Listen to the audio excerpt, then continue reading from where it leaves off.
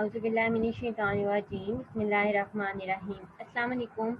और आज हम कल के टॉपिक को कंटिन्यू करेंगे। हमने कल स्टार्ट किया था बेसिक मेटलर्जिकल ऑपरेशन, जिसमें हमने फर्स्ट स्टेप पढ़ लिया था कंसंट्रेशन ऑफ ओर, और हमने कुछ टर्म्स डिस्कस की थी जिनमें हमने मिनरल्स को देखा था, ओर्स को देखा था और गैंग्स पार्टिकल्स को देखा था। फिर हमने मेटलर्जी स्टार्ट की थी जिसमें हमने फर्स्ट स्टेप पढ़ लिया था concentration of ore. Second is extraction of metal from concentrated ore. अब हमने कंसनट्रेट की थी और उसमें से हमने मेटल को एक्सट्रैक्ट करना है। उसमें अब 3 प्रोसेस हैं, रोस्टिंग, स्मेल्टिंग एंड बेसमराइजेशन। तो स्टार्ट करते हैं आज के टॉपिक को।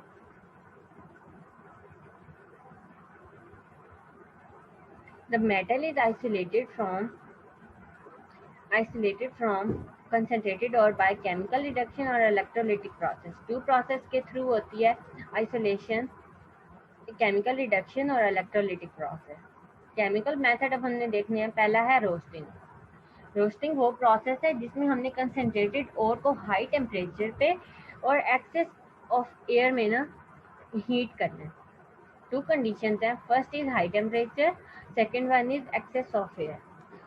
फॉर एग्जाम्पल कॉपर पाइराइट को जब हमने स्ट्रांगली हीट करना है इन एक्सेस ऑफ एयर, क्यों हमने इसको हीट करना है एक्सेस ऑफ एयर में? बिकॉज हम कन्वर्ट करना चाहते हैं into a mixture of cuprous sulphide and ferrous sulphide. लेकिन जो इम्प्योरिटीज होती है ना, वो रिएक्ट कर जाती हैं ऑक्सीजन के साथ और 2 वोलेटाइल ऑक्साइड्स बना देती हैं, like sulphur dioxide. Next is smelting. Smelting वो प्रोसेस है जिसमें हमने ना रोस्टेड ओर को फर्दर हीट करना होता है सैंड फ्लक्स के साथ या फिर कोक के साथ in a presence of excess of air in a blast furnace. ये बहुत एक्सोथर्मिक रिएक्शन होता है। इसी वजह से small amount of coke require होती है इस प्रोसेस में। This is the blast furnace. इसी में सारा प्रोसेस होता है। अब इस प्रोसेस में ना 2 स्टेप हैं, आपने ये गौर से देखने हैं। पहला स्टेप जो है ना, उसमें हमने क्या करना है, फेरस सल्फाइड को हमने ऑक्सीडाइज करना है। ठीक है, फेरस सल्फाइड को हमने ऑक्सीडाइज करके फेरस ऑक्साइड बना दिया और साथ में सल्फर डाइऑक्साइड रिमूव हो गई। फिर जो हमारे पास फेरस ऑक्साइड आएगा उसको हमने सल्फर डाइऑक्साइड मतलब आयरन सिलिकेट स्लैग बन जाएगा। हमने सैंड के साथ उसको रिएक्ट करवाना है तो आयरन सिलिकेट स्लैग बन जाएगा।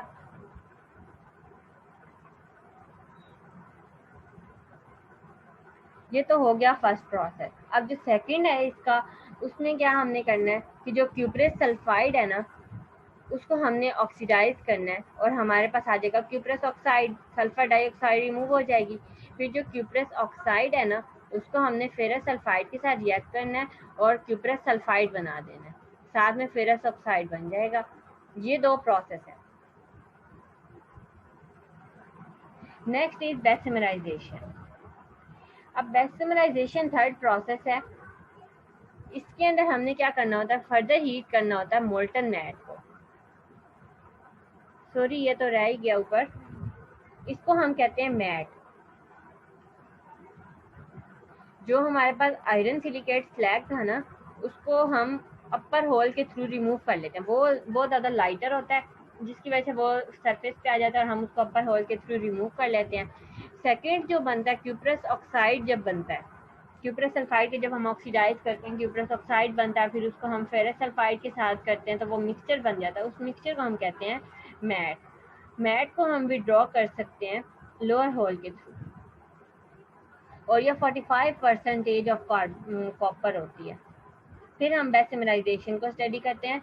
अब बेसिमराइजेशन वो प्रोसेस है जिसमें हमने मोल्टन मैट को हीट करना है पियर शेप बेसिमर कन्वर्टर में। जैसे ऊपर ब्लास्ट फर्नेस में हमने स्मेल्टिंग की थी, इसी तरह हमने बेसिमर में बेसिमराइजेशन करनी है।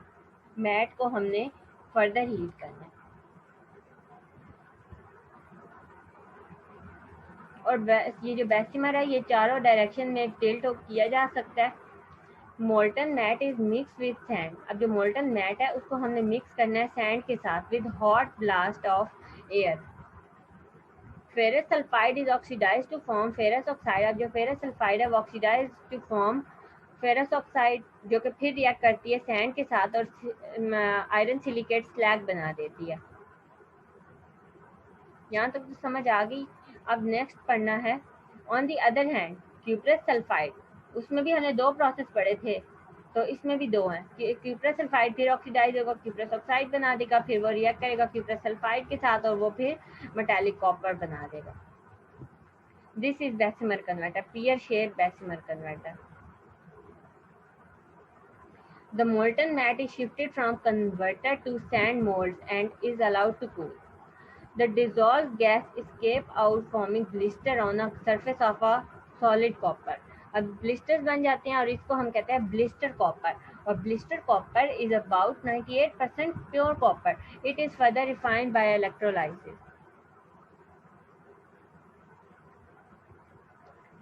Next third point is refining and purification of metal. अब हमारे पास 98% प्योर कॉपर तो आ गई, अब हमने इसको रिफाइन करना है, प्योरीफाई करना है।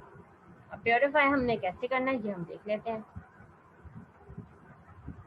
Refining the impure metal by electrolysis is most widely used process of the refining method. For example, electrolytic refining of a copper is carried out in electrolytic tank. अब ये electrolytic tank में सारा process होता है having copper sulfate solution. Copper sulphate solution electrolyte होता है जो अंदर लिक्विड फॉर्म में प्रेजेंट होता है। टू इलेक्ट्रोड्स, अब टू इलेक्ट्रोड्स प्रेजेंट होते हैं, वन ऑफ इम्प्योर कॉपर, एक इम्प्योर कॉपर का होता है और सेकंड इज प्योर कॉपर।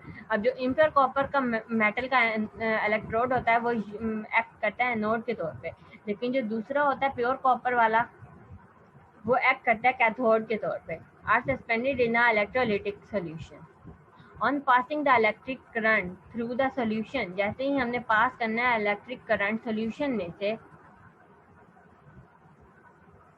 तो जो एनोड होगा impure copper dissolve to provide copper ion by to the solution.